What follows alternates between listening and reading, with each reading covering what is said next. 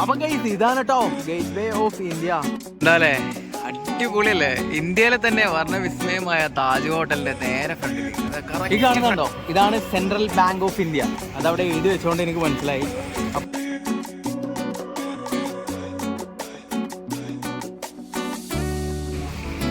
എന്താല്ലേ എന്ത് തിരക്കാ, നമ്മൾ വിചാരിക്കുന്ന പോലെ ഒന്നല്ലട്ടാ.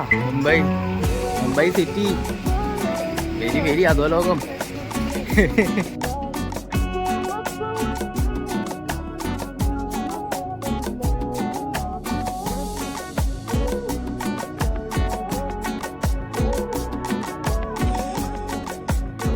മുംബൈ CSTയിൽ നിന്നും ഗേറ്റ് വേ ഓഫ് ഇന്ത്യ തേടിയിട്ടുള്ള യാത്ര, ഈ ഒരു സ്ട്രീറ്റ് നൈറ്റ് ലൈഫ് ബ്ലോഗിലേക്ക് എല്ലാവർക്കും സ്വാഗതം. നമ്മളിവിടെ നിന്ന് പോകുന്നത് ഗേറ്റ് വേ ഓഫ് ഇന്ത്യയിലേക്കാണ്. എന്തൊക്കെ വഴി പറഞ്ഞു തന്നിട്ടുണ്ട്, നമ്മളെന്തായാലും അവിടെ എത്തും, അത് വേറെ കേസ്. നമുക്ക് ഈ ഒരു നടത്തം യാത്ര അങ്ങോട്ട് തുടങ്ങാം അല്ലേ? ഇത്ര നേരത്തെ എൻ്റെ ഒരു അനുഭവം വെച്ചിട്ട് പറയുകയാണെങ്കിൽ എന്താ പറയുക, മുംബൈ സിറ്റി എന്നൊക്കെ പറയുന്നത് ഒരു വലിയ സമുദ്രം പോലെയാണ് കേട്ടോ, മഹാസാഗരമാണ്. ഒഴുകി കിടക്കുകയാണ്, പരന്ന് കിടക്കുകയാണ്. നമ്മൾ വഴിയൊക്കെ തെറ്റിക്കഴിഞ്ഞാൽ പിന്നെ ഭയങ്കര സീനാണ്. ആരടുത്ത് ചോദിച്ചു കഴിഞ്ഞാൽ നമുക്ക് കറക്റ്റ് വഴി കിട്ടില്ല. കാരണം ഏത് വഴി കൂടെ പോയി കഴിഞ്ഞാലും നമ്മൾ വിചാരിക്കുന്ന സ്ഥലത്തേക്ക് എത്താം. പക്ഷേ ഏറ്റവും ഷോർട്ട് ഡിസ്റ്റൻസ് എങ്ങനെയാണെന്ന് അത് നമ്മൾ തന്നെ മാപ്പ് ഇട്ടിട്ട് കണ്ടുപിടിക്കണം കേട്ടോ. അപ്പോൾ നടന്നിട്ട് ഇവിടെ എക്സ്പ്ലോർ ചെയ്യാൻ വരുന്നവർക്ക് വേണ്ടിയിട്ടാണ് ഞാൻ ഇതൊക്കെ പറഞ്ഞു തരുന്നത്. ഇവിടെ നമുക്ക് ഫുഡിൻ്റെ കേസാണെന്നുണ്ടെങ്കിലും റൂമിൻ്റെ കേസ് നമ്മൾ ഇതുവരെയായിട്ട് അന്വേഷിച്ചിട്ടില്ല. പക്ഷേ നമുക്ക് ഏകദേശം മനസ്സിലാവും. ഇത്രയൊക്കെ ഓപ്പർച്യൂണിറ്റീസ് ഉള്ള സ്ഥിതിക്ക്, ഇത്രയൊക്കെ അവസരങ്ങൾ ഇപ്പോൾ ഒരു സ്ഥലത്തില്ല എന്നുണ്ടെങ്കിൽ മറ്റു സ്ഥലത്തുണ്ട്, തൊട്ടപ്പുറത്ത് തന്നെ ഉണ്ട്. ഒന്നിനും ഇവിടെ ഒരു ക്ഷാമമില്ല. അതാണ് മുംബൈനെ കുറിച്ച് പറയാനുള്ളതിൽ ഏറ്റവും മെയിനായിട്ട് പറയേണ്ട ഒരു കേസ് എന്താണെന്ന് വെച്ച് കഴിഞ്ഞാൽ, ഒരു കാര്യത്തിനും ഇവിടെ ഒരു ക്ഷാമമില്ല. നമ്മളെ കയ്യിൽ പൈസ ഉണ്ടായാൽ മാത്രം മതി കേട്ടോ. എന്ത് കാര്യത്തിന് വേണമെന്നുണ്ടെങ്കിലും നമ്മളെ കയ്യിൽ പൈസ ഉണ്ടായാൽ മാത്രം മതി. ഇപ്പോൾ സ്റ്റേ ആണെന്നുണ്ടെങ്കിലും ലോ ബഡ്ജറ്റിക്കും കിട്ടും, ഹൈ ലെവലിലും കിട്ടും. മനസ്സിലായോ? അതുപോലെ തന്നെ ഫുഡ് ആണെന്നുണ്ടെങ്കിലും നമ്മൾ വേണം ഡിസൈഡ് ചെയ്യാനായിട്ട്. ഒരുപാട് ലോ ആയിട്ട് നമ്മൾ ഫുഡ് കഴിച്ചു കഴിഞ്ഞാൽ ചിലപ്പോൾ നമുക്ക് മുന്നോട്ടുള്ള യാത്രയെ അത് നല്ല രീതിക്ക് ബാധിക്കും. അതുകൊണ്ട് തന്നെ നമ്മൾ മാക്സിമം ഒരു മിഡിലായിട്ടുള്ള റേറ്റ് കാര്യങ്ങളൊക്കെ വെച്ചിട്ടുള്ള ഫുഡുകൾ മാക്സിമം ചൂസ് ചെയ്യാൻ ശ്രമിക്കുക. ഇനി അതിന് വഴിയില്ലാന്നുണ്ടെങ്കിൽ ലോ ബഡ്ജറ്റ് അല്ലാതെ വേറെ പരിപാടിയൊന്നുമില്ല. അത്ര ലോ ബഡ്ജറ്റ്, ഞാനും ലോ ബഡ്ജറ്റ് തന്നെ ഇപ്പോൾ ഈ പരിപാടികൾ ഞാനിപ്പോൾ കാണിച്ചു തരുന്നതും ഞാനിപ്പോൾ ചെയ്യുന്നത് ലോ ബഡ്ജറ്റ് തന്നെയാണ്. പക്ഷേ മാക്സിമം ഈ ഫുഡുകളൊക്കെ മാക്സിമം ഒഴിവാക്കാൻ ശ്രമിക്കുക. നമ്മൾ മലയാളീസിന് നമ്മളെ സംബന്ധിച്ചിടത്തോളം കേരളത്തിൽ നിന്ന് ആദ്യമായിട്ട് മുംബൈയിലേക്ക് ഈ ഒരു സൈഡിലേക്ക് വരുന്ന ആളുകളാണെന്നുണ്ടെങ്കിൽ ഇവിടുത്തെ ഫുഡ് ഈ വടാപാവ് പോലത്തെ ഒക്കെ കഴിച്ച് കഴിഞ്ഞാൽ ഗ്യാസ് ഇഷ്യൂസൊക്കെ ഉള്ള ആളുകളാണെന്നുണ്ടെങ്കിൽ, ഗ്യാസ് ട്രബിൾ കാര്യങ്ങളൊക്കെ ഉള്ള ആളുകളാണെന്നുണ്ടെങ്കിൽ ഈ സാധനം കഴിച്ച് കഴിഞ്ഞാണ്ടല്ലോ വയറങ്ങോട്ട് ചീർക്കും, പിന്നെ ഭയങ്കര സീനാ. എന്താലേ അടിപൊളി. എങ്ങോട്ട് നോക്കിക്കഴിഞ്ഞാലും ഒരു സിറ്റി ലൈഫ്. ഇവിടെയാണ് ശരിക്കും ഒരു നൈറ്റ് ലൈഫ്. ഒരു 10-12 മണിക്കൊക്കെ ശേഷം ഇവിടെയാണ് ശരിക്കും നൈറ്റ് ലൈഫൊക്കെ കിട്ടുക. ഇന്നലെ നമ്മൾ മഡ്ഗോണിൽ പോയിട്ട് എന്ത് ഉണ്ടേണ്ടായിരുന്നു, സിറ്റി എന്ന് പറഞ്ഞിട്ട് കൊണ്ടുപോയി ഇറക്കി വിട്ട സ്ഥലം ഞാൻ നിങ്ങൾക്ക് കാണിച്ചു തന്നല്ലേ. ഇതാണ് ഞാൻ സിറ്റി എന്നൊക്കെ പറയുന്നത്. ഇത്രയൊന്നും വേണ്ട, ഒരു 4 കടയിലെങ്കിലും വെളിച്ചം വേണ്ടേ സിറ്റി എന്നൊക്കെ പറയുമ്പോൾ. ഏകദേശം ഒരു 11 മണിക്കാണ് അവൻ സിറ്റി എന്ന് പറഞ്ഞിട്ട് എന്നെ അങ്ങോട്ട് കൊണ്ടാക്കി തന്നത്. ഇതെന്താ സംഭവം എന്നാവോ?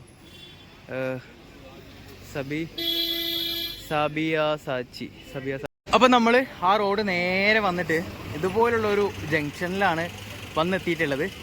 അവിടെ ഒരു പാർക്ക് പോലത്തെ സെറ്റപ്പ് കാണുന്നുണ്ട് നേരെ ഫ്രണ്ടിൽ. പിന്നെ ഏത് ഭാഗത്തേക്ക് നോക്കുകയാണെന്നുണ്ടെങ്കിലും സ്ട്രീറ്റ് ഫുഡുകളായിക്കോട്ടെ, എല്ലാ പരിപാടികളും ഉണ്ട്, എല്ലാ ആക്ടിവിറ്റീസും ഉണ്ട് കേട്ടോ. നമ്മളെ ചുറ്റിലും എല്ലാ ആക്ടിവിറ്റീസും ഈ സമയത്ത് തന്നെ നടക്കുന്നുണ്ട് എന്നതിലാണ് മറ്റൊരു യാഥാർത്ഥ്യം. സമയം അധികമൊന്നും ആയിട്ടില്ല, 8 മണിയൊക്കെ ആയിട്ടുള്ളൂ. അപ്പോൾ നമ്മളിപ്പോൾ ഇനി എന്താ ചെയ്യണമെന്ന് വെച്ച് കഴിഞ്ഞാൽ, നമുക്ക് ലെഫ്റ്റാണ് പറഞ്ഞു തന്നിട്ടുള്ളത്. നമുക്ക് എന്തായാലും ലെഫ്റ്റ് പോയി നോക്കാം. ലെഫ്റ്റ് പോയിട്ട് പിന്നെ അവിടുന്ന് ഗേറ്റ് വേ ഓഫ് ഇന്ത്യ കണ്ടതിന് ശേഷം ബാക്കി കാര്യങ്ങളിലേക്ക് പോകാം കേട്ടോ.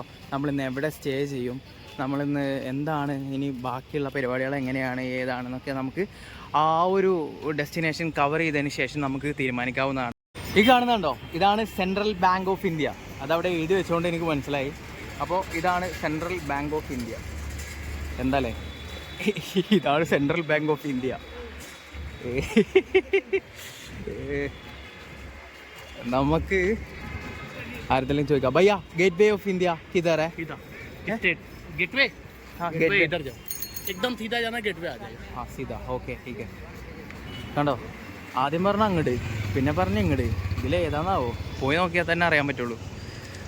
അപ്പോൾ സെൻട്രൽ ബാങ്ക് ഓഫ് ഇന്ത്യ നമ്മൾ കണ്ട്, ഇനി നമുക്ക് ഈ വഴി പോയിട്ട് പിന്നെ അവിടുന്ന് സിത എന്ന് പറഞ്ഞു കഴിഞ്ഞാൽ നേരെ പോവുക, സ്ട്രൈറ്റ്.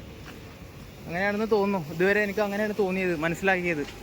ഓരോ കാര്യങ്ങളായിട്ട് ഇങ്ങനെ പഠിച്ചു വരുന്നത്. നാളെ നേരം വിളിക്കുമ്പോഴേക്കും ഞാൻ എന്തായാലും മുംബൈയിൽ കിങ് ആവും. അത് വേറെ case. Rocky Bhai Andheri king. ഇതിലൂടെ നടന്നു കഴിഞ്ഞാൽ ഏകദേശം ഒരു 5 മിനിറ്റ് കൊണ്ട് നമ്മൾ ഗേറ്റ് വേ ഓഫ് ഇന്ത്യയിൽ എത്തുമെന്നാണ് അവിടെയുള്ള ഒരു ചേട്ടൻ ഹിന്ദിയിൽ പറഞ്ഞു തന്നത്. എനിക്കറിയുന്ന ഹിന്ദി ശരിയാണെന്നുണ്ടെങ്കിൽ 5 മിനിറ്റ് കൊണ്ട് നമ്മൾ ആ ഒരു ഗേറ്റ് വേ ഓഫ് ഇന്ത്യയുടെ ഫ്രണ്ടിലേക്ക് എത്തുന്നതാണ്. ഞാനൊന്ന് ചെക്ക് ചെയ്ത് നോക്കട്ടെ. ഫൈനലി നമ്മൾ ഗേറ്റ് വേ ഓഫ് ഇന്ത്യയുടെ ഫ്രണ്ടിലേക്ക് എത്തിയിരിക്കുകയാണ് കേട്ടോ. ഇവിടെ ടാക്സിക്കാരുടെ ഒരു ആറാട്ടാണ്. ഇനിയിപ്പോൾ അവിടുന്ന് ടിക്കറ്റ് എടുക്കാനുണ്ടാവും. ഇതാണ് എൻട്രൻസ് വരുന്നത്, അത് എക്സിറ്റാണ്. എങ്ങനെയാണ് ഇവിടുത്തെ കാര്യങ്ങളെന്നൊക്കെ ഒന്ന് അന്വേഷിക്കട്ടെ. എന്നിട്ട് നമുക്കൊന്നിങ്ങനെ കറങ്ങിയിട്ട് അപ്പുറത്ത് കൂടെ വരാം. അതായത് എൻട്രി ചെയ്തിട്ട് അപ്പുറത്ത് കൂടെ വന്നിട്ട് എക്സിറ്റ് ആകും.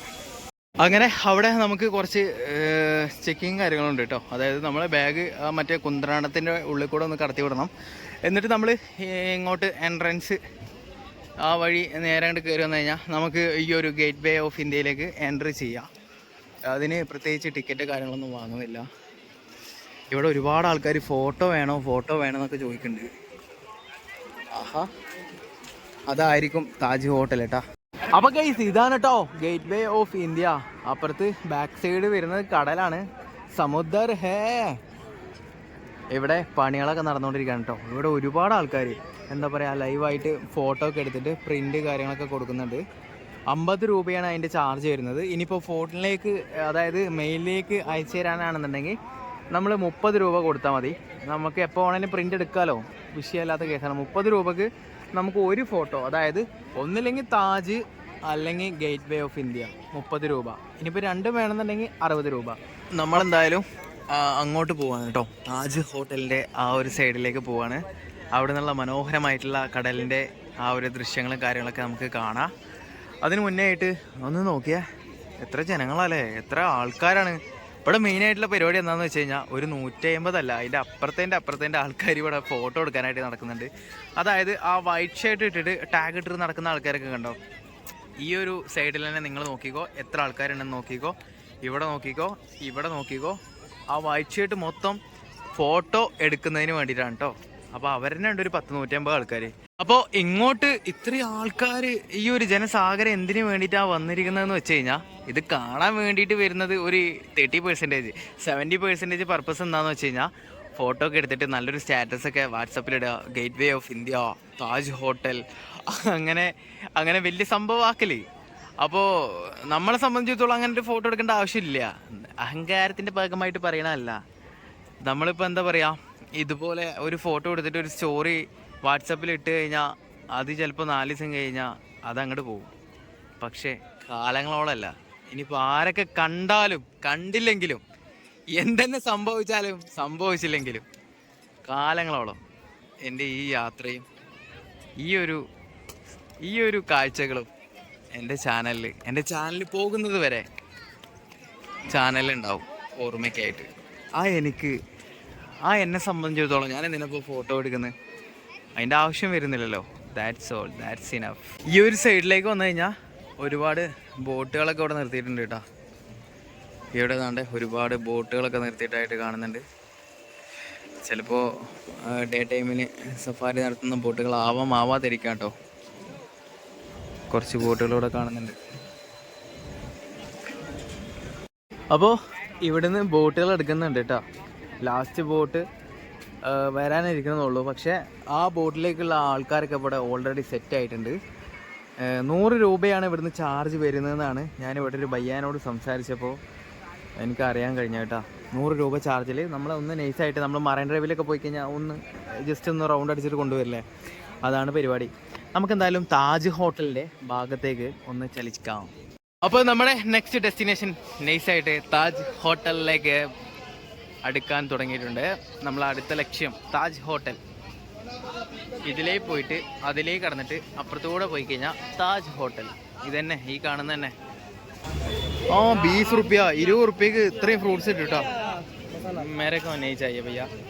वीडियो बनाया वीडियो बनाएगा, मेरे को नहीं चाहिए अभी। ओके ठीक है, आपका नाम क्या है? हाँ അത്രേ ഉള്ളൂ. 20 റുപ്യക്ക് ഫ്രൂട്ട്സ് കാര്യങ്ങളൊക്കെ കണ്ടില്ലേ, അത്യാവശ്യം സാധനങ്ങളൊക്കെ ഉണ്ട്. അതുകൊണ്ട് ഞാൻ എടുത്ത്, അപ്പോൾ എനിക്ക് വേണ്ടിയിട്ട് എടുത്ത്. പിന്നെ മോശമല്ലേ ഇതാണ്ടോ 20 റുപ്യൻ്റെ കട്ട് ഫ്രൂട്ട്സാ. ലാഭാട്ടോ, ലാഭമാണ്. എങ്ങനെ നോക്കിക്കഴിഞ്ഞാലും നമ്മളെ നാട്ടിലെ അപേക്ഷിച്ചിടത്തോളം ഇത് ലാഭമാണ്. അപ്പം നമ്മൾ താജ് ഹോട്ടലിൻ്റെ ആ ഒരു പരിസരത്തേക്ക് കയറിയിട്ടുണ്ട്. ഈ കാണുന്നുണ്ടോ, ഇതാണ് താജ് ഹോട്ടൽ. അതായത് ഞാനൊക്കെ സ്കൂളിലൊക്കെ പഠിക്കുന്ന കാലത്ത് ന്യൂസിലൊക്കെ ഭയങ്കരമായിട്ട് വിവാദമായിട്ടുള്ളൊരു സംഭവമായിരുന്നു ഇവിടെയുള്ള ടെററിസ്റ്റ് ആക്രമണം കാര്യങ്ങളൊക്കെ ആയിട്ട്. അന്ന് ഞാൻ ഒരിക്കലും ആഗ്രഹിച്ചിട്ടില്ല, അന്ന് ഞാൻ ഒരിക്കലും വിചാരിച്ചിട്ടില്ല, പ്രതീക്ഷിച്ചിട്ടില്ല ഞാൻ ഇതുപോലെ കുറച്ച് കാലങ്ങൾക്ക് ശേഷം ഞാനിവിടെ വരും, ഞാൻ കാണും എന്നുള്ളത്.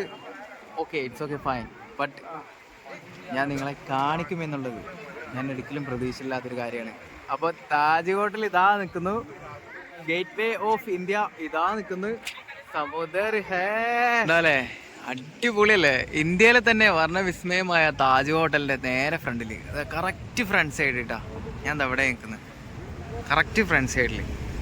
നേരെ പുറകിലേക്ക് തിരിച്ചു കഴിഞ്ഞാൽ